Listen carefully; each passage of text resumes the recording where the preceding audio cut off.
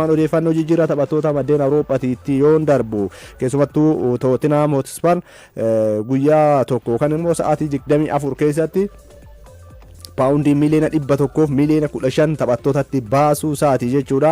Muhammad Quddusin West Ham irraa mallatteessifachuu isaa beeksiseera.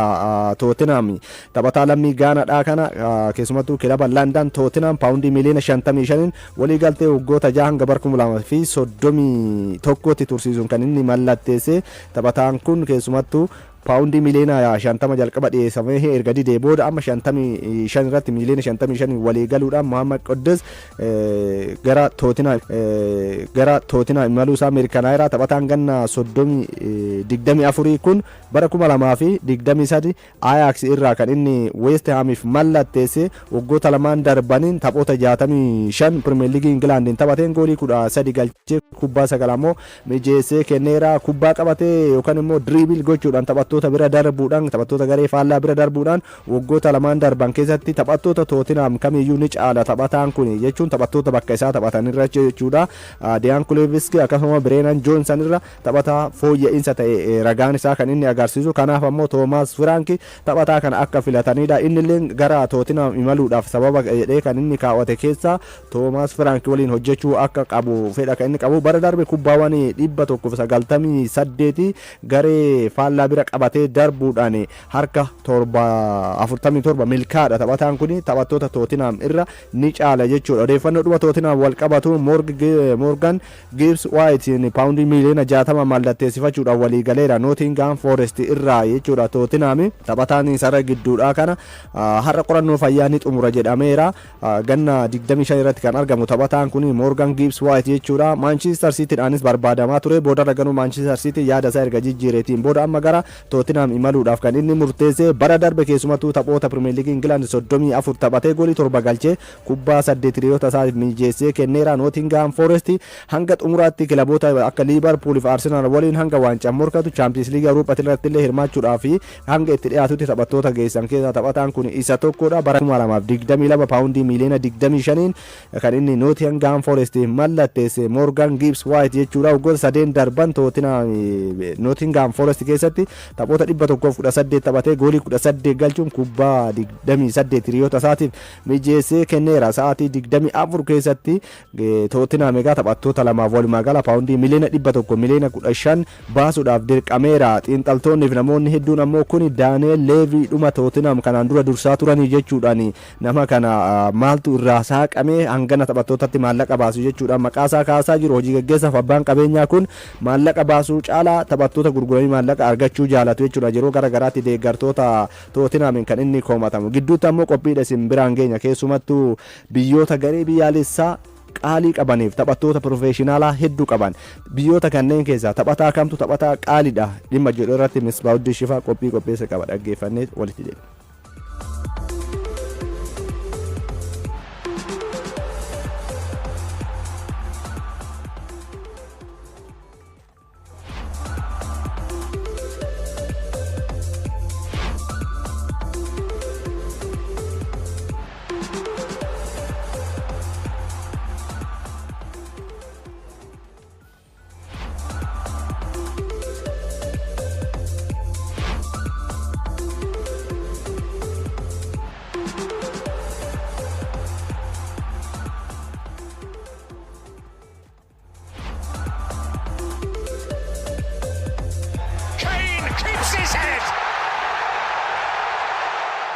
Baamilaa ammayyaa keessatti maallaqni jijjiirraa taphattootaaf bahu yeroodhaa gara yerootti dabalaa jira. Waqtiin gannaa kun jijjiirraa taphattootaa bal'inaan ittiin gaggeeffamuudha. Gamanumaan kilaboonni maallaqa olaanaa baasuun taphattoota mallatteessaas jiru. Liigoota gurguddaa Awurooppaa, Premier League England, La Liga Spain, Serie A Italy, Bundesliga fi Liigii Firaansiin dabalataa liigoonni ardichaa biroos jijjiirraa taphattootaaf maallaqa olaanaa baasuun garee isaanii cimsaa jiru. Liigiin Saawudi Arabiyaa, US Ameerikaa fi kan Chaayinaa jijjiirraa taphattootaaf maallaqa guddaa baasuun qalbii taphattoota ciccimoo addunyaa booji'aa jiru. Baruun transfer market jedhamu tilmaama taphattoota garee biyyaalessaa ciccimoo fi qaalii addunyaa kanaa akkasumas taphattoota qaalii addunyaa tokkoffaa hamma 100ffaa tarreessee jira.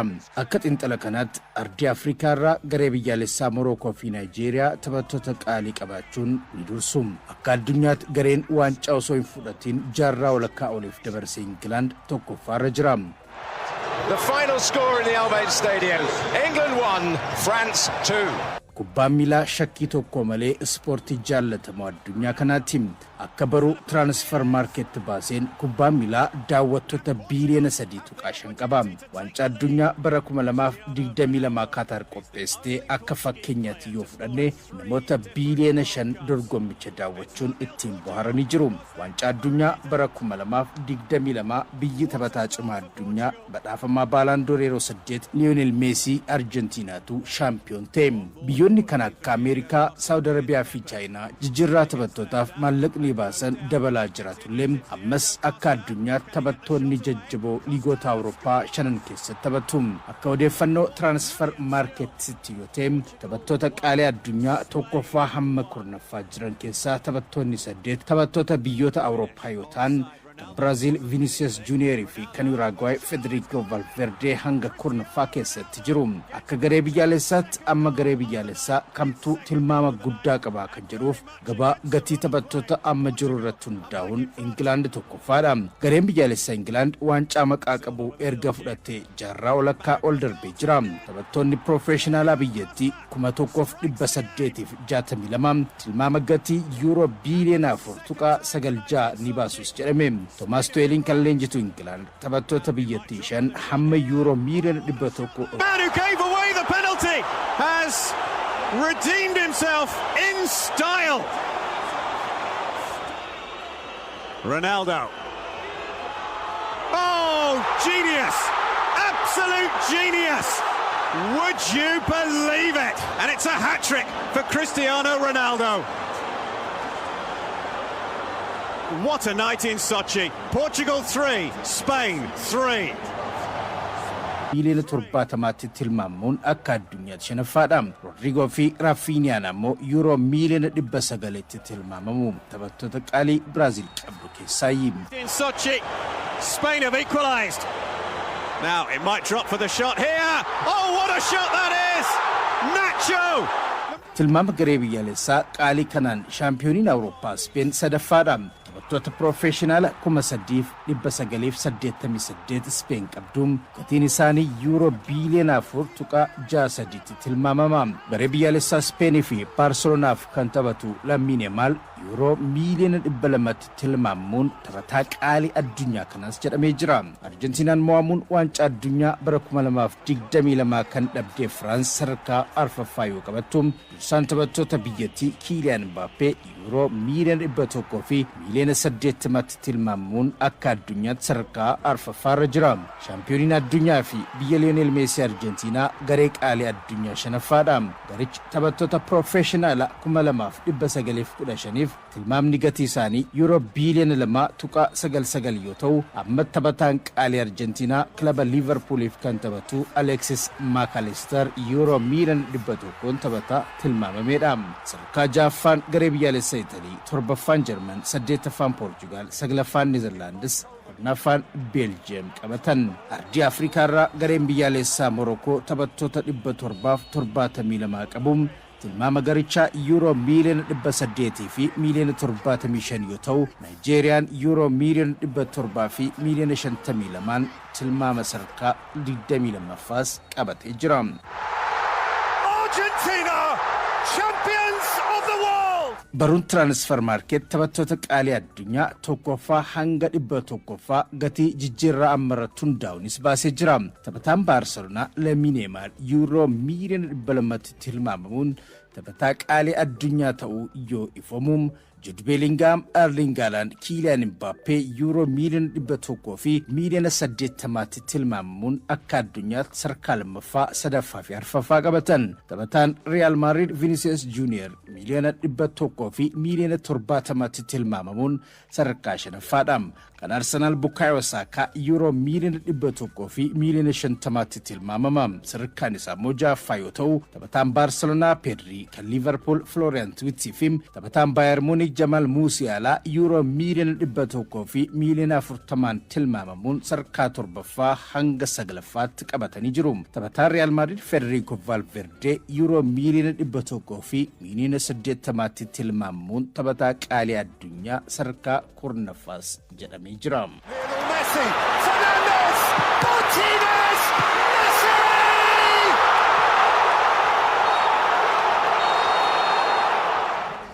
walitti deebinee irra dhaggeeffatoota keenya Arsenal noonii Madueke mallatteessifachuudhaaf itti dhiyaateera jedhameera. Taphataa umrii 23 kana Arsenal erga waliin dubbachuu eegaleeti bubbuleera, amma immoo dubbii kana ariifachiisaa jira jedhameera. Paawundii miliyoona 50 Chelseadhaaf kaffalee walii galeera jedhameera. Sarara qarqara irratti kubbaa yoo qabate taphattoota sarara garee faallatiif sodaachisaa kan ture noonii Madueke dhuunfadhaan Mikel Arteta walii galeera, waliin hojjechuuf fedha qaba jedhameera. Amma kilaboonni lamaanis walii galaniiru jedhameera. Yeroo amma Chelsea waliin waancaa kilaboota addunyaa irratti hirmaataa kan jiru noonii Madueke bara 2023 ture. PSV Eindhoven irraa kan inni Chelseadhaaf mallatteesse. Taphataan kun taphoota 92 taphatee goolii 20 galcheera Chelseadhaaf.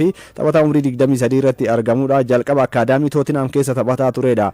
Amma yaada Mikel Arteta deeggaruudhaan gara Arsenal dhufuu akka barbaadudha. Kun ammoo tariitii taphattoota Arsenal iddoo san irratti taphataniif yaaddoo guddaa ta'a jedhameera. Keessumattuu ammoo Bukayo Sakaadhaan iddoo isaan walirratti taphatan harka 88 iddoo Sakaa fi noonii Maduakeen taphatu iddoo tokkodha qarqara mirgaati irratti. Haa ta'uti bakka Bukayo Sakaa kanatti sarara qarqaraati irratti gara mirgaatti seenee taphachuudhaan ba'aa guddaa irraa hir'isaa jedhameera. Sakarraa isarraa iddoo fudhachuu caaladha. Dabalataan ammoo taphattoota kanneen akka Gabriel Martinelli fi Leandro Trossarditti ammoo dhiphina fidaa jedhanii taphataan kun hanga ammaatti baroottan darban sadarkaa kubbaa miilaa isaa kanaan kan ilaalamu ta'e kubbaa qabatee taphattoota garee faallaa bira darbuudhaan taphattoota kanneen lamaan irra ni caala. Akkasuma immoo kubbaa gara gooliitti yaaluudhaanis taphattoota kanneen irra ni caala. Kubbaa qabatee deemuudhaan yoo xiqqaate taphataan kun kubbaa meetira hanga 200 fi meetira 18.3 kubbaa qabatee taphattoota garee faallaa bira ni darba. Kun Trossardii fi akkasuma Martinelli caalaa fooyyedha.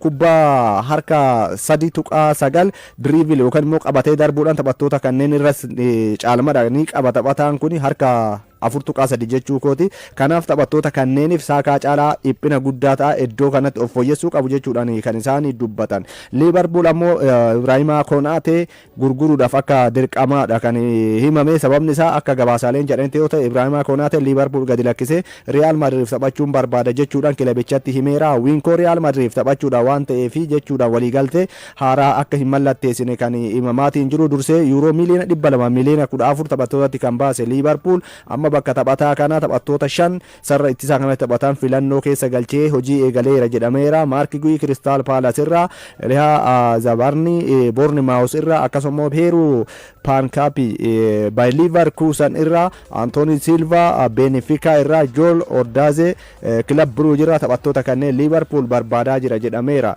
Leenjisaan duraanii Arsenal Arsene Wenger Jurgen Kloppiif deebii kennaniiru. Leenjisaan kun kanaan dura Jurgen Klopp waancaan kilaboota addunyaa yaada jibbisiisa fudhatama hin qabne jechuudhaan waancaa kana kan inni qeeqee. Kanaan wal qabatee Arsene Wenger FIFA keessatti hojii geggeessaa misooma kubbaa miilaa addunyaa ta'uudhaan kan isaan hojjetanii nuti waancaan kilaboota addunyaa kana amma osoo kilaboota dorgommii kanarratti hirmaatan gaafatte harka 100 dorgommiin kun jaalatamaadha, hawwataadha, deebine irratti hirmaachuu barbaanna siin jedha waan ta'eef yaadni Klopp kun fudhatama hin qabu jechuudhaan kan isaan dubbatanii waan barbaachisaa ta'e guutaa jirra. Waancaa addunyaa itti aanuufillee itti kan itti of qopheessinu jechuudhaan Wenger kan isaan dubbatanii akka dhuunfaatti Klopp yaada isaa kana dubbachuudha danda'a. Nuti garuu waancaan kilaboota addunyaa waancaa jibbisiisaa osoo hin taane waancaa deeggarsa qabu jechuudhaan Arsene Wenger Jurgen Kloppiif deebii kan isaan kennan.